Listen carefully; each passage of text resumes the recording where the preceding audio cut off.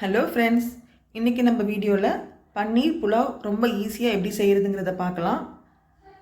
ஒரு அகலமான பாத்திரத்தில் ஒரு 4-5 டேபிள் ஸ்பூன் அளவுக்கு எண்ணெய் எடுத்திருக்கேன். எண்ணெய் நல்லா காஞ்ச பிறகு பிரிஞ்சி இலை, பட்டை, லவங்கம், ஏலக்காய் இதெல்லாம் சேர்த்த பிறகு எண்ணெயில் நல்லா பொரிஞ்சு வரட்டும்.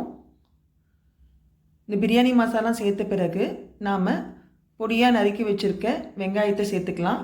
இந்த பன்னீர் புலாவுக்கு நாம் தக்காளி சேர்க்க போகிறது இல்லை. வெங்காயம், புதினா, பச்சை மிளகா, கொத்தமல்லி தான் சேர்க்க போகிறோம். பாருங்கள், நான் இன்றைக்கி 3 பெரிய வெங்காயம் எடுத்து நீல வாக்கில் கட் பண்ணியிருக்கேன். வெங்காயம் சேர்த்துக்கலாம். இது கூட நான் ஒரு 5-6 பச்சை மிளகாய் வந்து நீல வாக்கில் கட் பண்ணியிருக்கேன். நம்ம காரத்துக்கு ஏத்தாப்பழம் சேர்த்துக்கங்க. இது கூட நாம் மிளகாய்த்தூளும் சேர்க்க போகிறோம். வெங்காயம் பார்த்திங்கன்னா நல்லா நமக்கு ப்ரௌன் கலரில் வதங்கி வரணும். இது ஒரு 10 நிமிஷம் ஆகும் நமக்கு. அதனால் மிதமான தீயில் வெங்காயத்தை நல்லா வதக்கிக்கலாம்.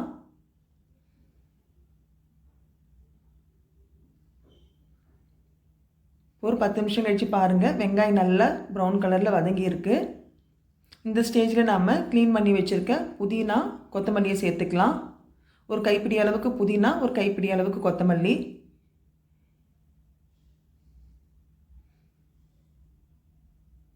நான் இன்றைக்கி 1/2 கிலோ அளவுக்கு பாஸ்மதி ரைஸ் எடுத்திருக்கேன். அதாவது 3 டம்ளர் அளவுக்கு 2 பன்னீர் பேக்கெட் எடுத்து க்ளீன் பண்ணி கட் பண்ணி வச்சுருக்கேன். புதினா நல்லா வதங்கிடுச்சு. இது கூட நான் சிகப்பு மிளகாய்த்தூள் மட்டும்தான் சேர்க்குறேன், தனியாத்தூள் சேர்க்கலை. நம்ம காரத்துக்கு எவ்வளோ தேவையோ அந்த அளவுக்கு பச்சை மிளகாயும் மிளகாய்த்தூளும் சேர்த்துக்கலாம். புலாவுக்கு ரொம்ப காரமாக இருந்தால் நல்லா இருக்காது.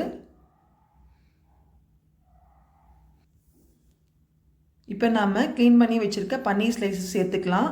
நான் 2 பேக்கெட் அளவுக்கு பன்னீர் வாங்கி நல்லா க்ளீன் பண்ணி இந்த மாதிரி சின்ன சின்ன பீசஸாக கட் பண்ணி வச்சுருக்கேன். இது கூட நாம் தேவையான அளவுக்கு உப்பு சேர்த்துக்கலாம். இப்போ நாம் ஒரு டேபிள் ஸ்பூன் மட்டும் உப்பு சேர்த்துக்கங்க. அதிகமாக உப்பு சேர்த்தா பன்னீர் ரொம்ப சால்ட்டியாக இருக்கும். உப்பு சேர்த்த பிறகு நல்லா மிக்ஸ் பண்ணி ஒரு 5 நிமிஷம் வரைக்கும் அப்படியே நாம் மூடி வச்சிடலாம்.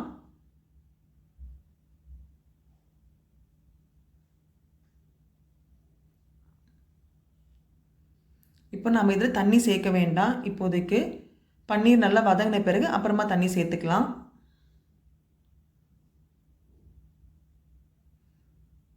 இப்போ நம்ம மூடி வைக்கும்போது அந்த ஆவிலேயே பன்னீர் நல்லா வெந்திருக்கும். பாருங்கள், நமக்கு ஒரு கிரேவி பதத்துக்கு வந்திருக்கு. இது கூட நான் அடிஷ்னலாக ஸ்வீட் கார்ன் 1 கப் சேர்த்துருக்கேன். இது ஆப்ஷனல் தான், இல்லைனாலும் பரவாயில்ல.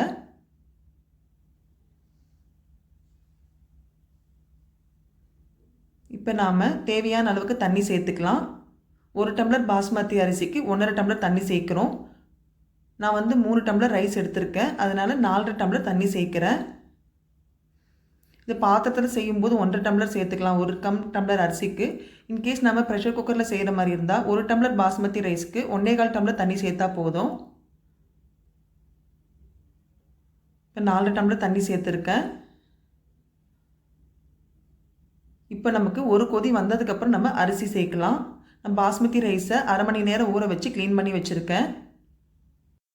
தண்ணி நல்லா கொதி வந்ததுக்கப்புறம் நம்ம இப்போ ரைஸ் சேர்த்துக்கலாம். ரைஸ் சேர்த்ததுக்கப்புறம் உப்பு செக் பண்ணி பார்த்துட்டு சேர்த்துக்குங்க. ஆல்ரெடி நம்ம கம்மியாக தான் உப்பு சேர்த்துருக்கோம் பன்னீர் மிக்ஸ் பண்ணும்போது. இப்போ தேவையான அளவுக்கு உப்பு சேர்த்துக்கலாம். இப்போ நம்ம முதல்ல ஒரு 5 நிமிஷம் வரைக்கும் அடுப்பை ஃபுல் ஃப்ளேம்லேயே வச்சுருங்க. பார்த்திங்கன்னா தண்ணி நமக்கு ஓரளவுக்கு வற்றி இருக்கும். பாருங்கள், அரிசி உடையாமல் இருக்குது. ஏன்னா நம்ம அதிகமாக கிளற மாட்டோம். ரைஸ் சேர்த்ததுக்கப்புறம் ஒரு டைம் தான் நம்ம மூடியை திறந்து பார்க்குறோம். இப்போ பார்த்திங்கன்னா 3/4 அளவுக்கு தண்ணி நல்லா உறிஞ்சிருக்கு. இப்போ நாம் இந்த பாத்திரத்து மேலே தட்டை போட்டுட்டு அதுக்கு மேலே வெயிட்டான ஒரு பாத்திரத்தில் தண்ணி போட்டு டம் போட்டுடலாம். நான் இட்லி பாத்திரம் எடுத்திருக்கேன், அகலமான பாத்திரம் இது. இதில் ஃபுல்லாக தண்ணி சேர்த்து வெயிட் போட்டிருக்கேன். இந்த மாதிரி நமக்கு ஒரு 15லேருந்து 20 நிமிஷம் வரைக்கும் இந்த மாதிரி தம் போட்டு வச்சா போதும். அதிகமாக ரைஸை கிளறாமல் இருந்தால் ரைஸ் உடையாது, நமக்கு அப்படியே பெருசு பெருசாக இருக்கும் ரைஸ் பார்க்குறதுக்கு. இப்போ பாருங்கள், நான் 20 நிமிஷம் கழித்து பாத்திரத்தை ஓப்பன் பண்ணுறேன். அடுப்பு மிதமான தீயில் மட்டும்தான் இருக்கணும். பாருங்கள், நமக்கு கிளறும் போதே தெரியுது அரிசி குழையவும் இல்லை உடையவும் இல்லை, நல்ல உதிரி உதிரியாக இருக்குது. அவ்வளோதாங்க, சூப்பரான பன்னீர் புலாவ் ரெடி ஆகிடுச்சு. ரொம்ப ஈஸியான மெத்தட் தான் இது. நீங்களும் கண்டிப்பாக ட்ரை பண்ணி பாருங்கள். பன்னீர் புலாவுக்கு எப்பயுமே நம்ம வந்து தக்காளி சேர்க்க மாட்டோம். தக்காளி சேர்த்து அது வந்து பிரிஞ்சி மாதிரி இருக்கும். புலாவுன்னும் போது தக்காளி இல்லாததுதான் புளிப்பு சுவை இல்லாமல் இருக்கும். நமக்கு தேவைப்பட்ட கேரட் பீன்ஸும் சேர்த்துக்கலாம். அதெல்லாம் போட்டால் கொஞ்சம் வெஜிடபிள் ரைஸ் மாதிரி ஆகிடும். அதனால் நான் இன்றைக்கி வெறும் பன்னீர் மட்டும் போட்டு செஞ்சுருக்கேன். இந்த வீடியோ உங்களுக்கு பிடிச்சிருக்கும்னு நினைக்கிறேன். நீங்களும் கண்டிப்பாக ட்ரை பண்ணி பார்த்துட்டு எனக்கு கமெண்ட் பண்ணுங்கள்.